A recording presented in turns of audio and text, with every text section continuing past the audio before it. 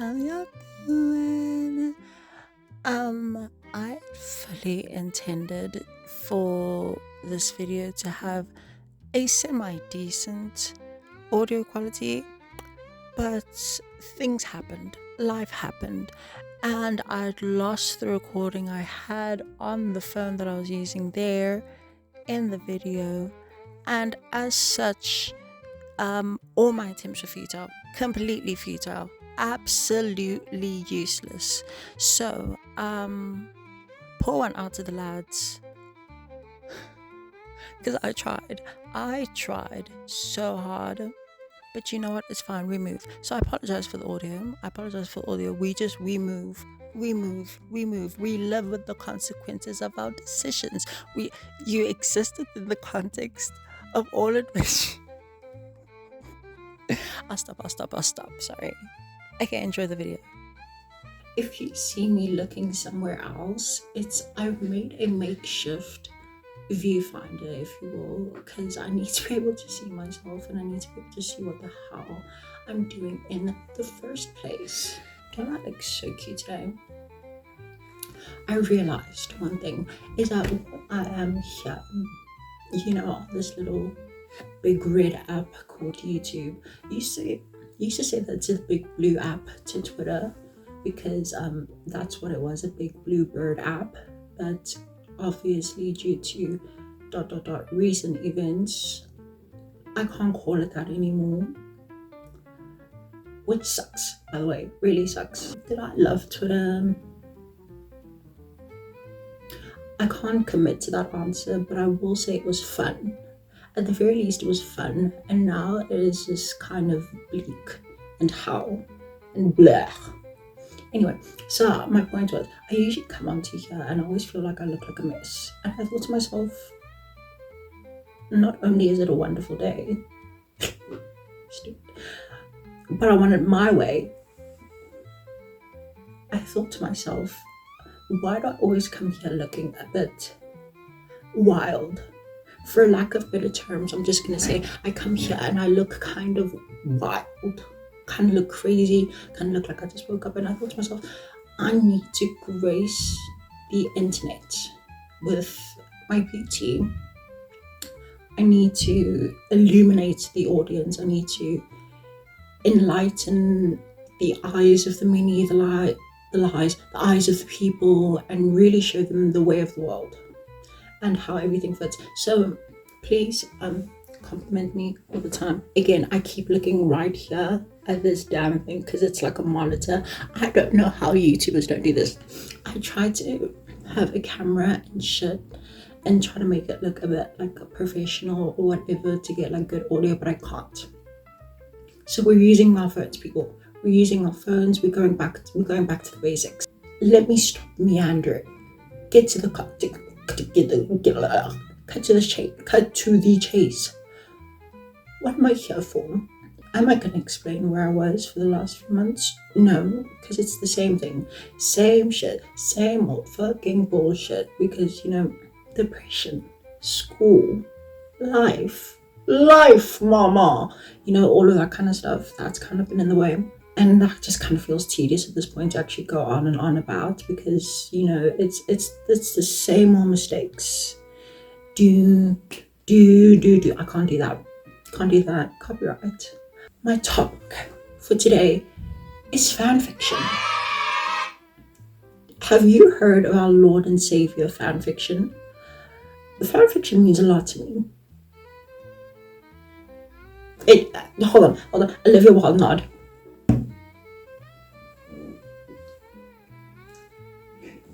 If it also is a bit dark, forgive me, the lighting, it's very bright, very aggressive.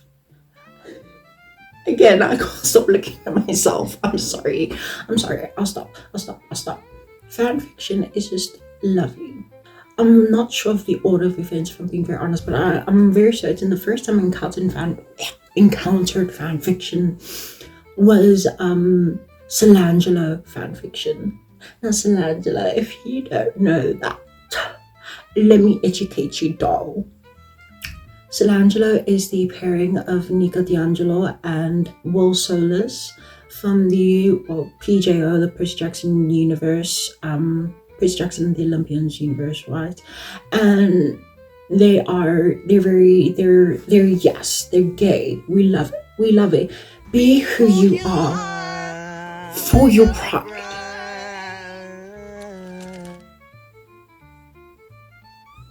It was the first time, I think, in a novel that I'd been exposed to a queer character.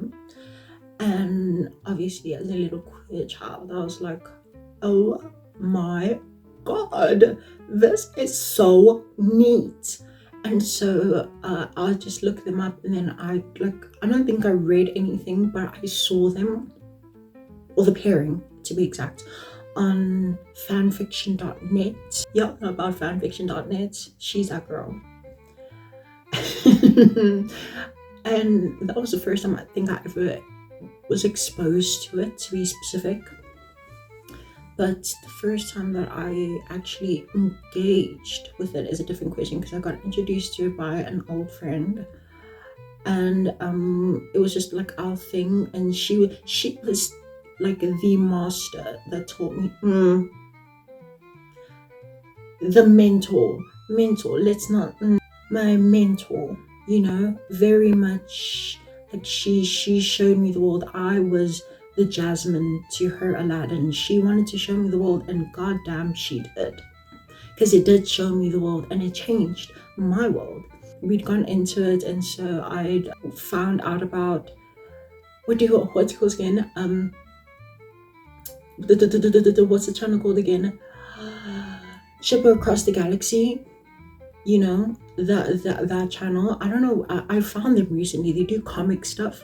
I don't remember when this change was, because I kind of lost contact with the creator. Well, not contact. This is like I'm talking to. I'm talking parasocially here, where it's like I just like, because they stopped uploading, and I was like, damn, I really loved your videos, because that was education. That was fanfiction 101 for me, which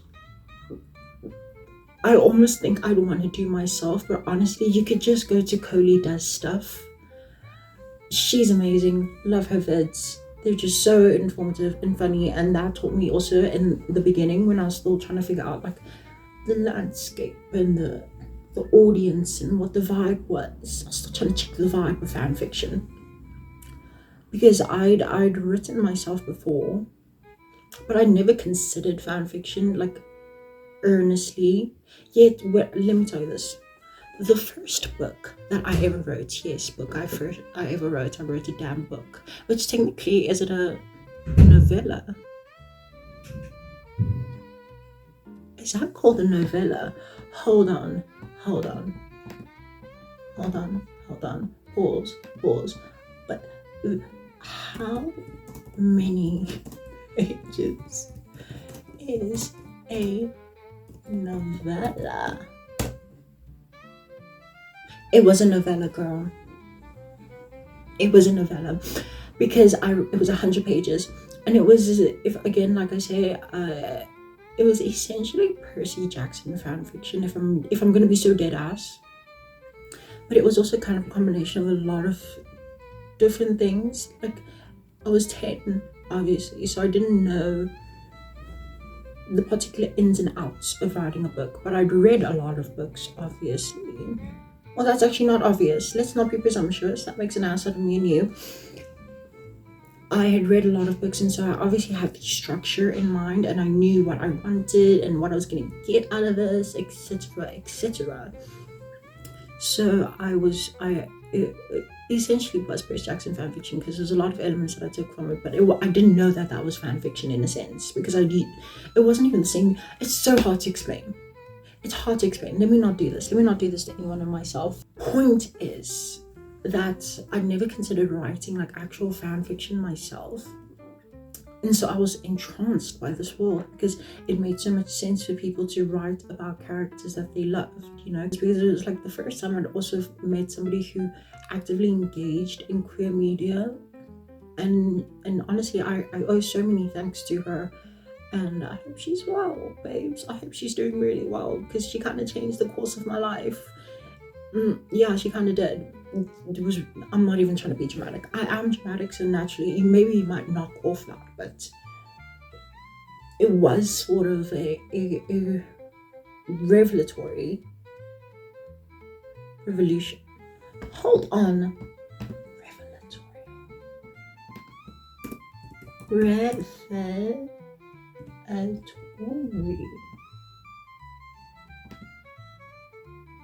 Revealing something hitherto unknown. A revelatory. I was right.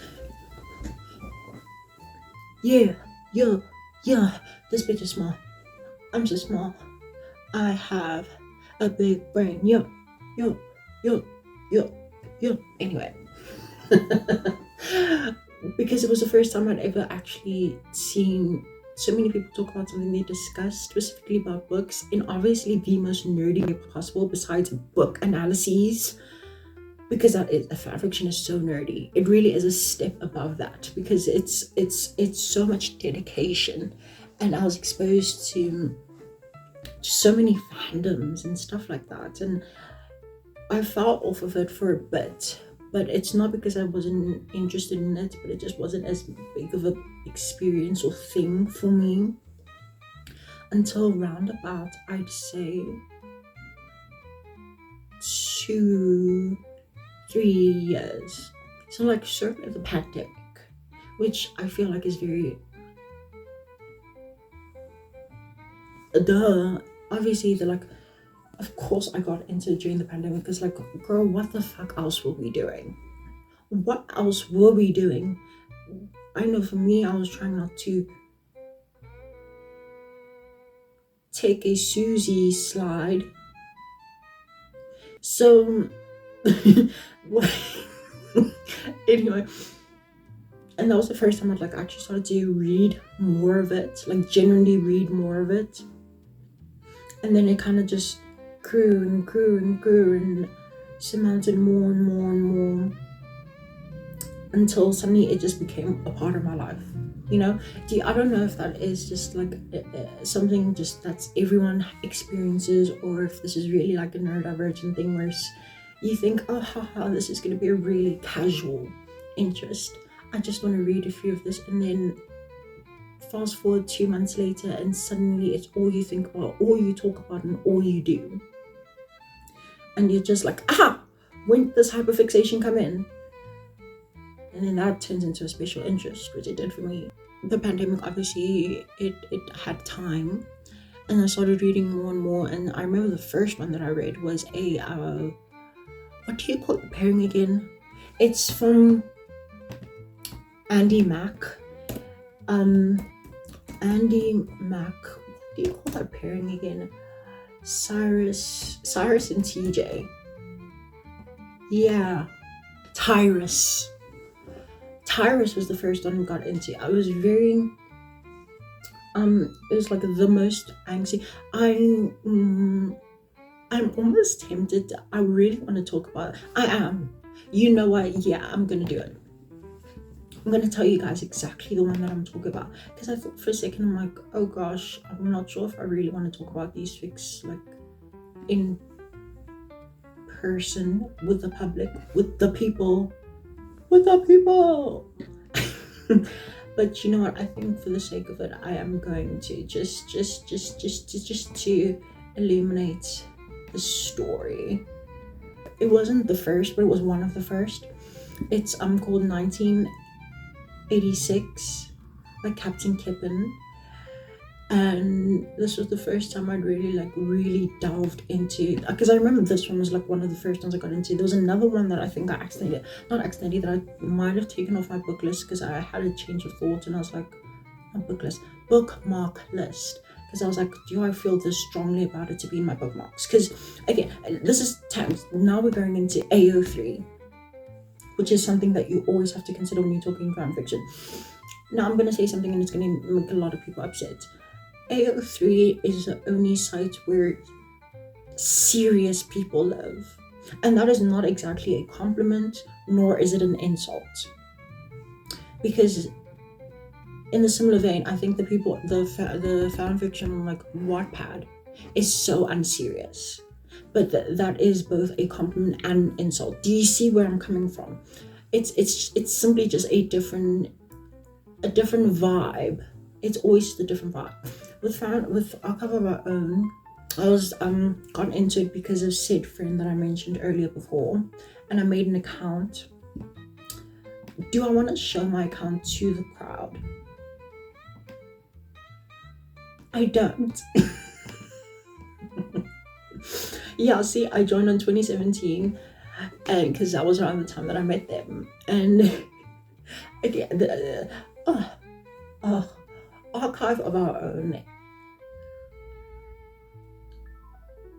I get speechless when I think about this, because I've genuinely read some of the best pieces of fiction and media and literacy on AO3, and I'm an ex-English major and a really big lover of books and classics and reading stuff. So I have maybe some weight in saying this, because it's just I mean things very seriously. Obviously, I might be a sarcastic shit, but I'm incredibly sincere, and that's sincere if you couldn't tell. And so it was a mix of seeing people who had raw talent, right? Because there's so many, being able to write is not particularly very, well, I don't want to say that, because not everyone can. That's the whole point of a talent. But I'm not saying it's not a totally groundbreaking ability to really have a grasp on in the world. Do you know what I mean? Like, it's not like they discovered this talent 2 days ago. This has existed with us for a very, very long time. People who are able to this is gonna actually go more into what do I think a good writer is, because this is a big question that you could ask any English student or just lover of books, whatever, because I think you're just gonna get a lot of different answers. But for me, pour moi, it's feeling, right? I'm Pisces Venus. Right, I'm a Pisces Venus, and my Pisces Venus is the strongest placement in my entire chart. There is not a single bad thing that is touching that planet. It is exalted out of her ass. So like when I talk about art, I will get very involved. Forgive me, because this is my life and my being and my identity. Good writing comes from emotion. And that's not to say that the subject matter itself has to be emotional, or that the intent of the author is to cause an emotionality, if you will. It's a groundedness to the experiences of thought, of feeling, of emotion, all of that. It is a very strong, intentional desire to show your art and show how you craft it through your words, you know? And through that is where emotion can come through, because emotion isn't just a feeling to me. Emotion is a breathing, living, thriving ecosystem. I did take an edible before this, so I might be a little spacey-ish. I might be a little more out. Forgive me, but just walk with me. Walk with me. So emotions for me are not just confined to the inner world per se, but it's almost like the entire skin that you wear. You know, it's the way you carry yourself. You do everything because of the way that the feeling is thrived by. Obviously, this is not the case. Again, I'm being a bit woo-woo-y. Just indulge me, if you will.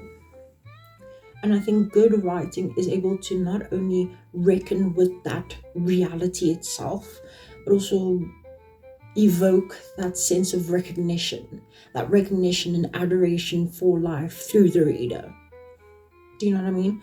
Because it might not be, for me personally, it might not be the best plot or even particularly have like the best. I don't want to say that because good characters really do matter, but it's more in the sense that I care about the care that the writer put into the words. And if I can feel that care, and if I can have my hand held and go on this journey with them, then that's what I consider good writing, because it's so much more than just what you're reading, but just this constant examination of just your life, other people's lives, the lives you could have had, the lives you wanted, the lives everyone wanted you. Do you know what I mean? Like, there's so many confounding, contradictory things that come into reading something that is so good, because it is not just the thing itself, it is everything and more. And that's what good writing is to me. And so when I talk about these kind of fan fictions, I'm using that idea of the sense that good writing has emotion. It has that depth, and even if the prose is not the best or anything of that sort, again, if I can tell that intention, then it is more than enough for me. I cannot complain. Honestly, the only thing I probably could complain about is if it needed to be longer, but that's the fan fiction thing, and that's whatever. I think what is so appealing about fan fiction is just the room to play around, because I always used to admire fan fiction, and I only started writing my own ones from last year because I always had this just like insecurity that I wasn't going to be doing these characters justice. I wasn't going to be doing anybody who was reading them any justice, or just, I have a lot of issues with my own thing. If you want to learn more about my writing perils, in, Maya's, and just tears and panics and anxiety, read my Substack. It's somewhere on this lovely screen. On this lovely, lovely screen. Woo, my Substack. It's called Letters for the Mad. 1D's Letters for the Mad. And I essentially just talk about anything and everything. And I go into more depths and more really aggravating metaphors and thoughts about it. Like this video in there, so please, if you enjoy this, you enjoy that too, give that a little read, if you will, peruse, share it with your friends, comment if you want to, do it. I really appreciate it, thank you. Anyway, but that's not where my fanfiction is actually. It's not as if I'm hiding it. My AO3 account, just to be specific, it's not as if I'm hiding it, because I think one cursory glance at me and you'll eventually find it somewhere. I started writing last year, because I want to write my own book one day, putting it out there in the world. I've been told I'm good at writing. Do I believe that is a different question. It's one of the things about me, writing and being able to write good, allegedly. So I want to write my own book, obviously, but I could not figure out, how do you start that? Do you know? Because it's such a really if I was smart enough, I might actually do like a progress track of like me writing my first book. And it's not like it's self-published or anything, but I think it'd be a fun thing to track. But whatever, that's not the point. It's really hard to figure out where to start, because there's just so much that you can do, there's so much that you can play around with. And I thought fan fiction was the perfect place to take those ideas and to really explore with my own imagination and really refine the way that I want to write about things, or the way that I see or love or care about things. Do you know what I mean? And fan fiction really gave me this like platform to be able to just put my foot out there and actually do something, anything. And I want to say I've been enjoying it, because thoroughly I have, but because it's me, there's obviously just like emotional perils and just anxieties and blech, crazy person stuff. I'm using that pejoratively on myself, not for everyone else. You're not crazy. You're not crazy. I get to call myself that. You can't. If you do, I will find you. I will fucking find you. I'll fucking find you. Do you think you can hide from me? You can't shit talk yourself, because I'll find you and then I'll aggressively love you. Yeah. Again, the monitor. I'm obsessed with looking at myself. Fanfiction gave me that ability to be able to just explore with my own ways of how to string an interesting plot, or just write interesting characters, or just conceive interesting scenarios, and it has just been very freeing. It's been very freeing, and it's so fulfilling to be able to actually write, because I was having such an intense writer's block for a long time, just not knowing what to do, because mostly out of everything I'd write like short stories or just like little pieces, and then there's just poetry stuff that I do. There's a lot of things I write. I'll always be writing, bitch. I've always been writing. But fanfiction specifically is just such a wonderful, wonderful place, and it is a wonderful activity. Alright, so I've just looked at the recent footage. You know, I haven't done this in a while, so I didn't realize I'd just be a discombobulated head, a disembodied voice, if you will. Do you guys remember that disembodied? Was it the disembodied head or the disembodied voice from Phineas and Ferb? That one, whichever that one is. Girl, you look fucking orange. I feel like I look orange. Now we're gonna get into the fun part. Let's do a tier ranking, babes. We're doing a tier ranking because I'm standing on business. I'm standing on YouTube business. Let's become content creator of the fucking year. Bloody brilliant, babes. Anyway, so we are here with Tier Maker, the lovely people at Tier Maker. I just found a fictional tropes tier list that somebody else did, and I just changed the thing. So here's credits to give credit where credit is due. And so I'm gonna go with this. So now let's go through the titles, because that's always my favorite part. And I hate when people just go with the ABC. That's so fucking boring. Get a life, get personality. So the first one is, no, let's start from the bottom. Start from the bottom and we'll work up. The first one is Peter. The horse is here. You know, that's the energy where it's something uninvited. It's something terrifying. It's something that I don't want in my life, in my atmosphere, near my family. It is an insult to the concept of home, safety, security, and serenity. The one above that is, you do not spark joy. Now this one is slightly kinder, because it means at one point I did get you because I thought you'd spark joy. And the hope of sparking joy is enough for me, but unfortunately, hope is the most dangerous thing for women like me to have, as our great poet once said. So it's no longer, it is a memory, perhaps, something I can pass by.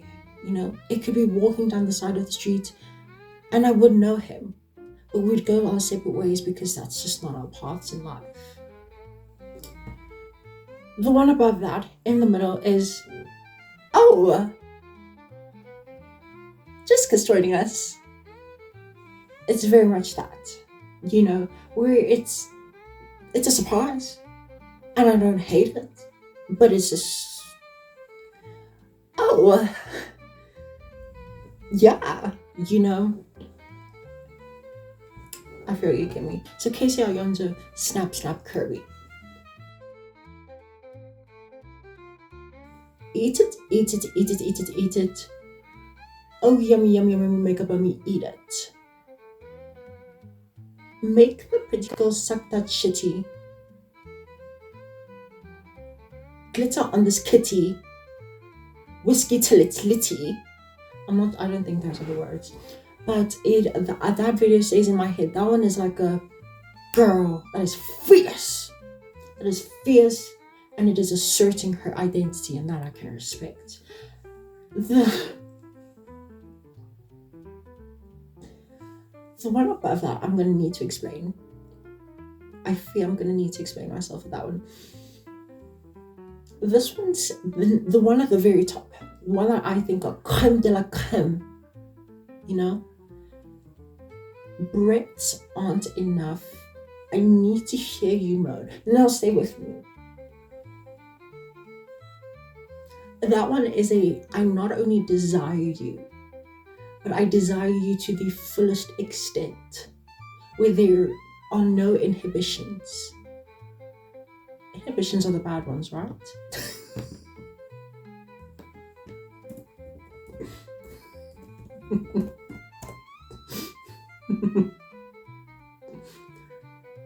Yes, inhibitions. I'm right. Let me start doubting myself. What was I saying? What was the joke?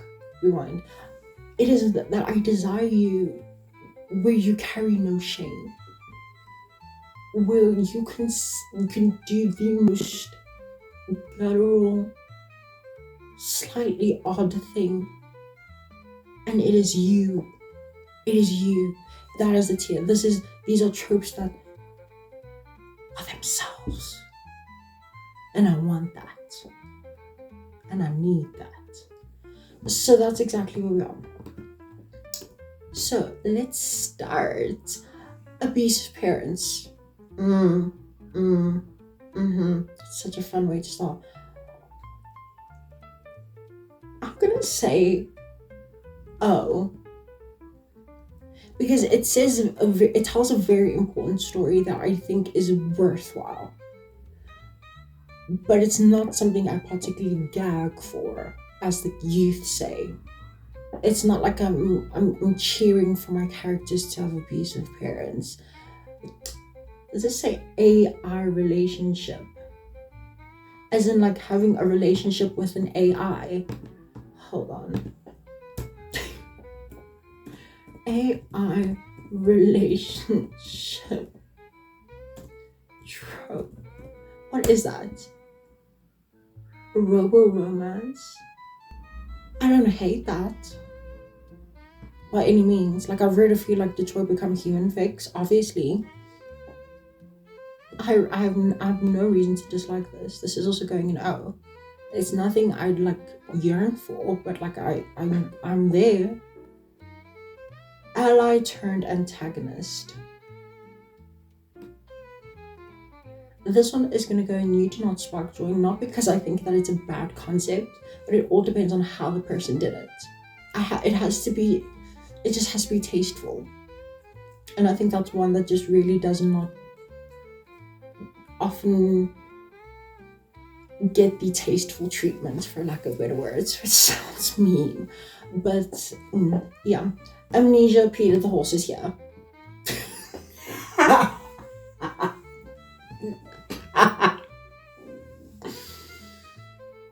No. Fucking hate it. I fucking hate it. It's just... I read one fic that had amnesia, but it wasn't even amnesia like that. That was just bad memory. And that's the most that I can deal with, a bad memory. So when you talk about having no memories and now suddenly it's... I don't like it as like any romance thing, but if it was like a personal sort of amnesia story of like a sole protagonist, maybe that one I can understand, perhaps, but it's lame. I hate it. Antag turned ally, snap Kirby. I love a redemption arc.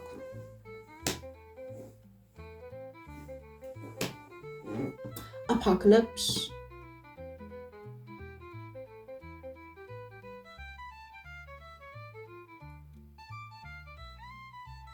Tentatively, snap Kirby. It's because I do like apocalypse stories, but I was literally talking about this with my friend, my best friend Brian. Hi babe. We were talking about how a lot of like sci-fi apocalypse, that kind of dystopian things, usually for me kind of falls flat a lot of the times, just because I can sometimes feel when it was like a white person writing it, for lack of better words. It's like we both were joking about how it's like they write these fictional characters experiencing racism, yet just are who they are in this life, you know. It's kind of, you don't see, you're not girl, that fruit looks familiar. Do you not have that, you know? And so it's just, if it's done well by somebody, then I really appreciate it, because it's always fun to think about how the world will end. At least for me, I like to, even though I'm not even an anarchist like that, it's just fun to think about, like, what would happen, or what would happen.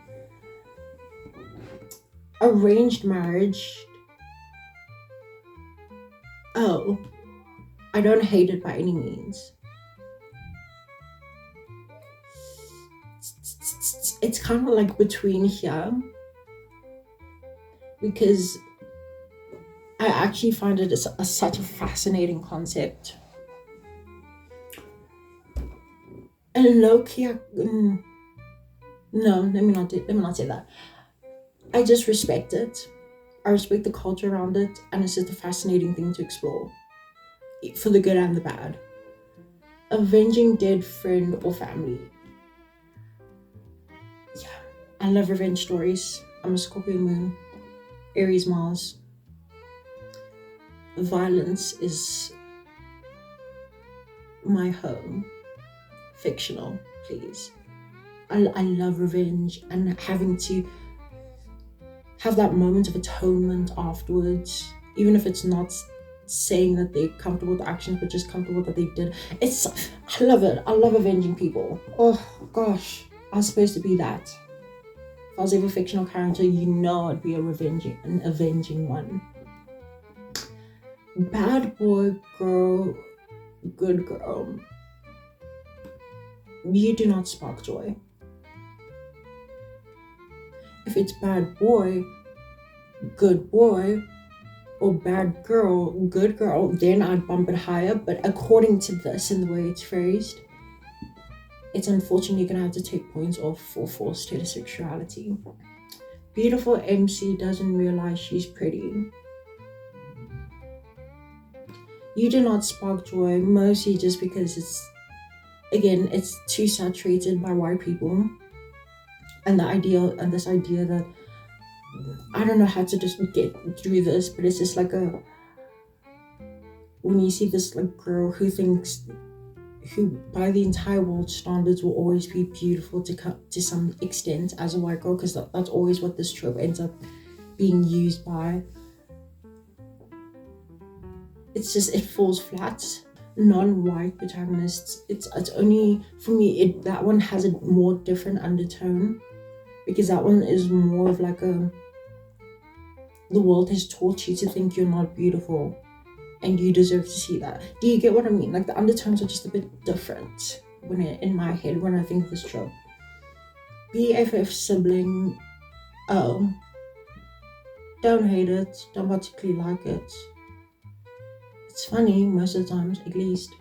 Betrayal.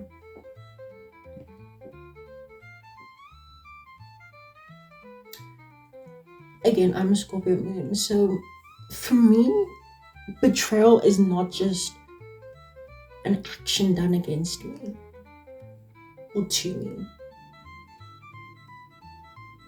It is a slight to my spirit. It is the very etchistitch of everything I consider safe and whole. You know, I'm being very serious about this. So like, when I think about betrayal, it's all based on trust. And you've lost that trust because something you did. I love that feeling. No, I don't love that feeling myself. It's actually one of my deepest fears. But I mean, I love the feeling, the experiences characters go and how they process through with that. You get what I mean? Like, it's fascinating. Don't mind all of these tabs too. Mind your damn business. Body swap. Peter the horse is here. Not because I actually have any harsh feelings towards it, but just because I just find it a boring trope. Really boring, unfortunately. but I definitely could see the appeal. Like for myself, like I said, in therapy, sometimes I wish I could just like swap into somebody else's body and just feel what they feel, and just not be myself for a while, which sounds really depressing because it is. But when reading about it, it's just lackluster. I have no desire to do so whatsoever. Catty / crazy XP to the horses here. Mostly because a lot of the times it's just cheap. It's a cheap gag, cheap gimmick. It's something to get things more excited, I guess, but it's like just watch Crazy Ex-Girlfriend. Girl, I don't need to fucking explain this. Somebody else did it better. Child of MC sequel. Snap Kirby. If I'm really invested in the MC, then seeing the child is actually really fun, and I'd love to see that. But that's only if I really like the MC though. Chosen One. Snap Kirby. That one's a classic. You can do so much with the Chosen Ones. There's so many ways that you can do it, and it's tried and true. I love it. It just reminds me of like home, childhood. It's very nostalgic for me, so I love it. Coming of age, where it's on enough, but this, no, I don't mean it in that way. Please don't get that mistaken. You are babies. I am 20. Leave me alone. We are not the same. But as in, I love stories about people coming of age, because I wish I had more stories, at least personally for me, that reflected anything near to my actual coming of age, I suppose. Because it really was not a lot. Like the one that I think about the most, that I wish I had when I was younger, was Owl from Heartstopper. Dude, I can't talk about it without crying, but seeing it, just a black trans girl just experience joy. Nothing but joy and love and adoration and acceptance. It was just, I love it. That's why like season 2 just made me sob every episode, because it was just like I seeing myself, at least someone like me on TV, have everything I thought I couldn't. So I think it's just important to tell those stories, because just growing up and being a teenager is so fucking terrifying. And there's so many times you feel hopeless, and media has that power to at least make that loneliness not feel so, like petrifying. Anyway, that became very serious very quick. Boobs. Vagina. 69. Controlling dystopian governments. Sheets. Again, Apocalypse, Chosen One. It's that kind of like, those are like the big ones, the big guys that I always kind of respect being used, because I think it's fun. Damsel in distress. It has to do You Do Not Spark Joy. Mostly it's just that if they subvert the trope in any way, then I'd move it up more to like, uh-oh. But because this isn't saying anything about that directly, I'm just going to go off of it itself. Dark-haired, hot male villain. Also not spark joy. It's the villain part. That part doesn't particularly entice me.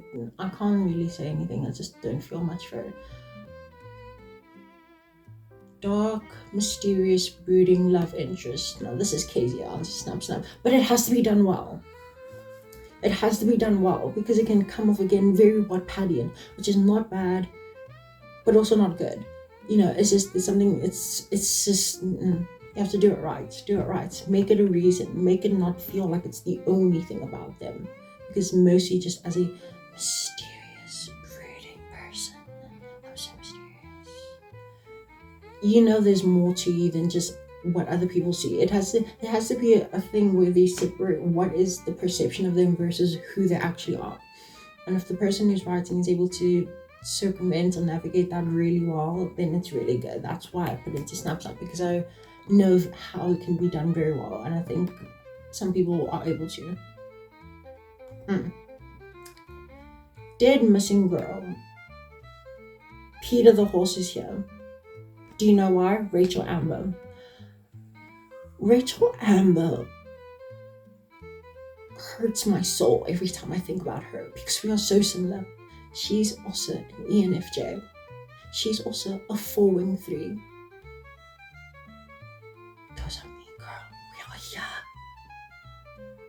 I never related to a character so much, at least during that time. It was just like and just to see her and have all of this joy and almost just die. All of that talent, all of that ability to just snuffed out. I think it really implanted such a deep fear in my head, which is always something I've had, but it just really cemented it, of the idea of like, everything is impermanent, and it is terrifying. So dead missing girl, because of Rachel Amber, it just hurts me too much. I can't do it. It's too much. Dead parents, oh, you're not that special. I have a dead parent too. Dragons, you do not spark joy. Not because I hate them, actually, but it's just I'm not asked. The only time I ever cared about dragons was for How to Train About Dragons, actually. Enemies to lovers. Snap, snap, Kirby. No, this one, we have history. We have history, and maybe we have beef. But fortunately, we've both turned vegetarian. So I used to think it was kind of a cheap shot, if anything. I'm gonna say that for a lot of things, which is mean, but I'm sorry, I'm mean. Enemies to lovers, I used to just think, everyone likes it so much, and because I was such a little shit contrarian, I was always just like, guys like that trope, it's overdone. Disliking each other to that extent, and then liking each other's natural. I don't know what I was thinking, girl. I really can't explain that, but I just didn't like it. I just thought that it was everything everyone loved, and I just could not figure out why. However, over time, I'm an adventurous person, despite what people might say, despite what the allegations might say. I'm actually very adventurous. So every once in a while, I do like to just wander about. It doesn't have to literally be confined to fanfiction, but for the sake of this, it's going to be fanfiction. So I like to dabble about with things that I thought maybe I might not like. Let me try and see again. I always like to give things a chance. Enemies to lovers has surprisingly won me over time. And it's a trope I actually kind of respect. But again, it's one of those things that has to be done well. I don't want it to be too much of an enemy to the point where it feels like you should not be forgiving this person, because sometimes I think that is the case. You should not forgive this person. But it also has to be enough stakes to be like, oh, this relationship truly has changed. And it has changed for the better. It has to kind of follow that beat. Otherwise, it just, XBFF to popular mean girl. You do not spark joy. Overdone. And kind of, it almost, I think mostly it's just because it leans misogynistic a lot of the times, but I guess that's also, it depends on who's telling how this is going. Because I think it's I don't know how to describe it. It always just leans into like this weird thing about like teen girls hating each other. And obviously I know there's drama with teen girls, but there's just, it doesn't, a lot of the time this trope is just not used under circumstances where complexity like that is required. You know, fairy tale retelling, Snap Snap Kirby, Once Upon a Time is one of my favorite shows ever. So, literally, I have to. I love it. Fake relationship.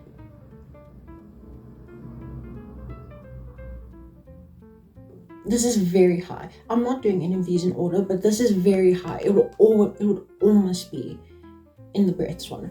But what's different is just that it really depends on the relationship. It has to depend on the chemistry and the dynamic. Because if the dynamic is really, really there, then it is top tier. I love it. I love the moment of recognition, that moment of like oh, I actually have loved this person all along, and all of that. I love it. It just has to you have to just do it right. You just have to do it right, and then it'll really be up there. Femme fatale characters. I love a femme fatale. Please, women's stories matter. They just do. Forbidden love. I love the drama. I'm a theatre major girl, so I love the drama. I love the theatre of it. The forbidden love, just like we're not meant to do this. Society's gonna shame us. That whole thing is just very. It's very titillating for me. I love it. Found family. Put this right up there. If the trope is here, I hope they do find. I think it is going to be here. Ooh, I hope it is. I hope it's here. If it is not here, then wait.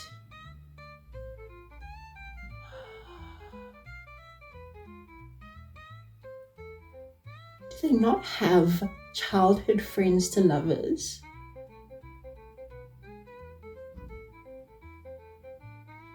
Childhood friends to lovers is my favorite trope. Please let the record be known that is my favorite. But on the list, definitely much in the top 5, found family.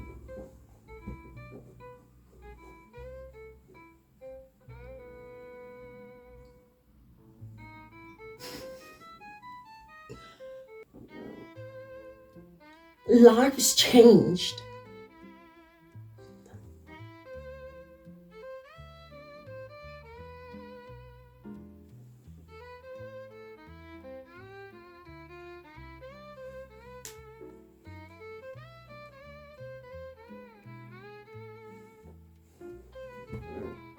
Friends to lovers. Okay.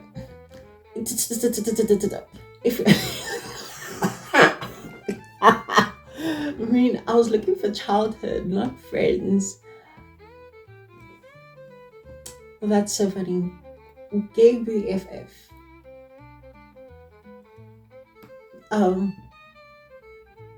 I mostly read gay fanfics in the first place.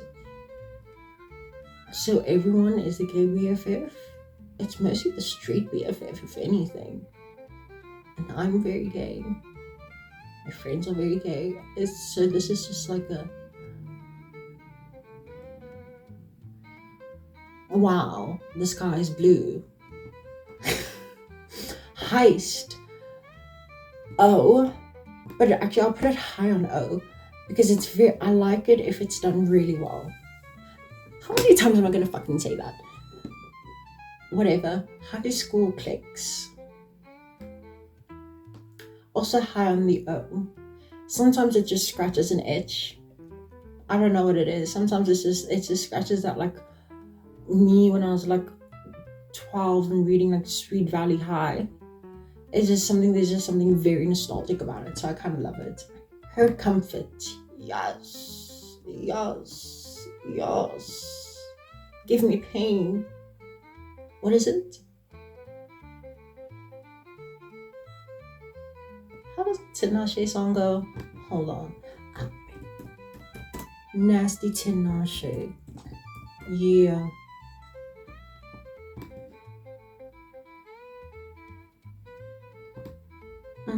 Is somebody really gonna match my freak? Because it feels like heaven when it hurts so bad. Even though that line is kind of crazy, I'm not gonna lie. I understand the sentiment, and that's where I'm coming from for Hurt Comfort. Give me pain, give me joy. Give me the entire, spectrum that is life, and how everything hurts and everything is joyful and comfortable. I love it. Loves it. Insta love, no. I like slow burn. Let me actually.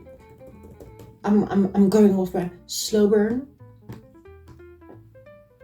Get your ass up here, Mary. Get your ass up here. Get your ass up here. Where are you? Oh, I put it there. You know what? That's on me. This is why you don't experiment. LGBT struggle. I only read gay things, so it's always a struggle. But I also love LGBT happiness. If that was also a tag there, I'd put that first too, because I love sadness and I love joy. Give me the whole thing. Long lost royal. You do not spark joy. You will never be the Princess Diaries. Love at first sight.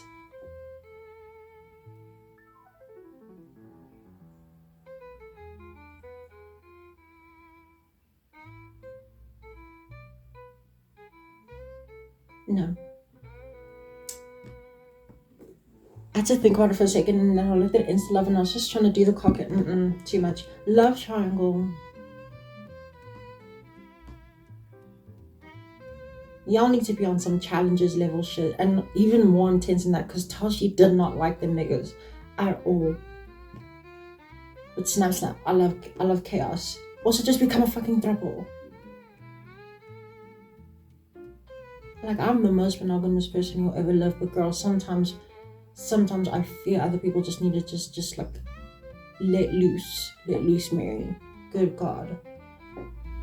Mafia cat.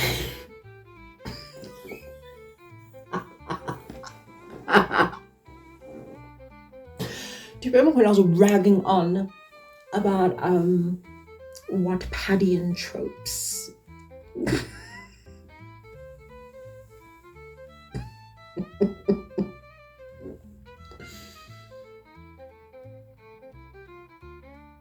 I don't have to explain myself. Magical Academies, love.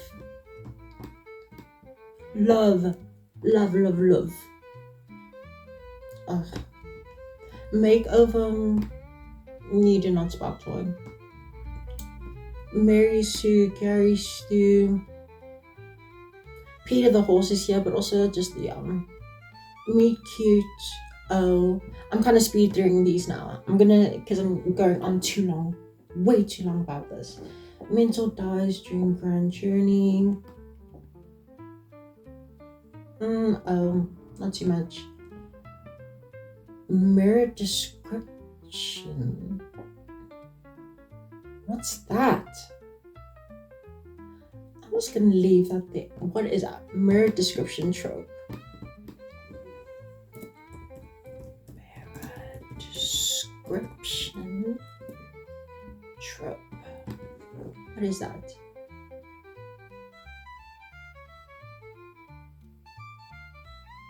Oh, I don't mind that at all. Not at all.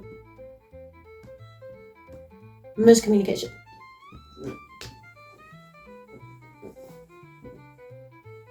This is the one. Miscommunication is aptly misunderstood. It is my favorite trope, just because how many times am I gonna mention my neurodivergency in this damn video? There's something I constantly experience miscommunications. As somebody with autism, ADHD, obviously, as I said, but also just other stuff. I'm constantly in this sort of miscommunication with everyone. And it is aggravating, but just a part of me, you know? And everyone around me is trying, at least, and I'm trying. But I just find it, even beyond my case alone, we are all wrapped up in any sort of miscommunication. Because I just don't think there's ever a way for us as people, as individuals, to ever 100% get a thought through. The way that I don't know if that, it's a bunch of crock shit, if you will. But for me, I just found it so human, that trope. It is so human in a way that is stupidly human. Do you know what I mean? And that's why I love it so much, because it's so just stupid and such a people thing. And I love it. I love it, and I understand it. I understand it so much because it's just something that it rests very personally for me and just how I think the world works. So I love it. I love it. Misfit / outsider protagonist. Don't mind at all. Mommy daddy issues. No, it's not that I yearn for that, actually, because I have daddy. Everyone has mommy or daddy issues, girl, whatever. Like, you're not special, so it's not going to go there. But I always do like seeing it there, because I'm always just like, hey, bestie, hey, you know, mutual pine, yo, come on, love it. Slow burn. Let me put mutual partner because I love that. Slow burn. I'm a very patient person. One thing about me, when it comes to shit I care about, I am the most patient motherfucker you'll ever meet. And slow burns, if I see the potential, if I see this relationship, and I see that it's going to be worth the payout, give it to me. Go as slow as you want. I'm here, baby. I'm resting. It's my vacation. I'm drinking out of a coconut, you know? Mysterious new guy. Oh, but pretty high O. It's fun. Naive new girl. You do not spark joy. If it's only because if the person tries to write naivete as a sort of, I don't know, they just, I can't explain it properly right now. It's, don't need to, it's not that important. Next door neighbor, oh, don't mind. Normal female paranormal creature. I don't be reading that in the first place, so I'm not insulted by it. Old warrior reluctantly helping protagonist. I quite like that, actually. It's not too bad. Fuck.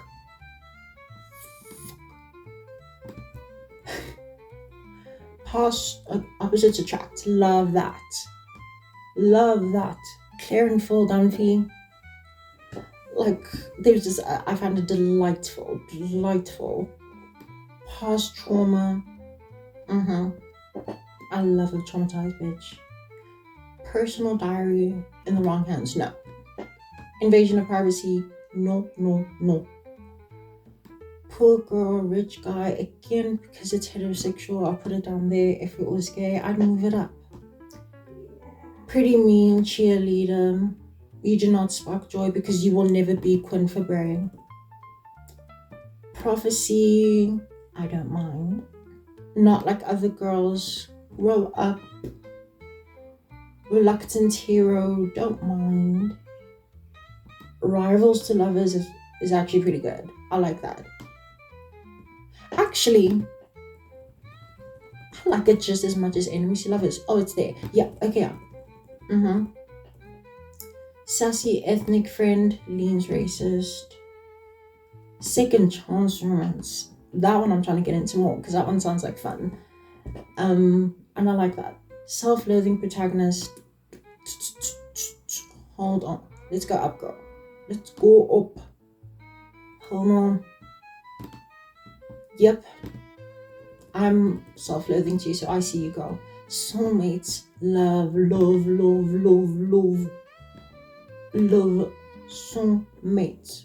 Hold on. Let's go up. Yes. That's it. Okay, spunky comic relief BFF. Love it. Shout out to William.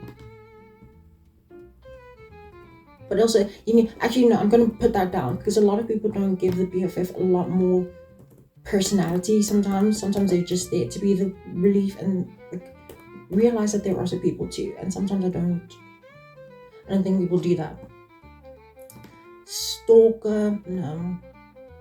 Fellas restraining older girl. Stockholm love.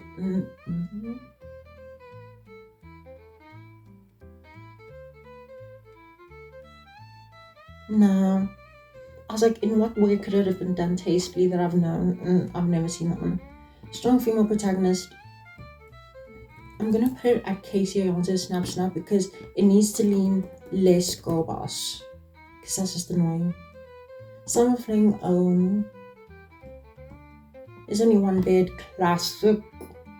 Love it. Token minority character. What would you say if I put that in like the top one? What would that say about me? What undiscovered fantasy world? Love that. Tale as old as time. Unknown superpower. Love that. Tale as old as time. So this is the full list, people. Wow. We've been here. They've been highs, they've been lows. I've been up and I've been down. The world will move on. Thank you so much for watching. Fanfiction, I could literally talk about it even more, but I think I should wrap it up here because I've been ragging on for far too long now. And I think I kind of look crazy, but it's still like, I'm gonna take some pictures. Okay, thank you so much for watching. If you liked it, please tell me about it. Adorn me with your like. If you didn't like it, keep it to yourself. You're nasty but a hater. Follow all of my things that I want you to follow because I apparently want to be perceived. Just a crazy thing. And the advice for today, I'm gonna make this a thing. The advice for today is grab some batteries and put them in your hand. And then imagine that you are the circuit to life. After you do that, please do not ingest. I know this is like a technological ayahuasca, but you know, this is stupid. Technological ayahuasca. Anyway, I'll see you guys later. Should I have like an ending? And mwah. I'll see you guys next time. Bye.